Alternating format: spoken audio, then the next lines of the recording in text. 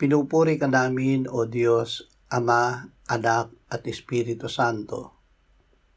Salamat, Ama, na ibinigay mo sa amin si Jesus na iyong anak, na nabatay para sa aming kasalanan, iyong muling binuhay, iniakyat at iniluklok sa iyong kanan sa langit. Salamat na ibinigay mo sa amin ang iyong banal na Espiritu, at sa pamamagitan niya ay ibinuhos mo ang iyong pag-ibig sa aming puso.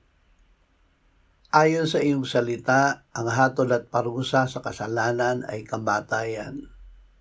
Ngunit pinatunayan mo ang iyong pag-ibig sa amin nang si Kristo ay namatay para sa amin noong kami ay makasalanan pa.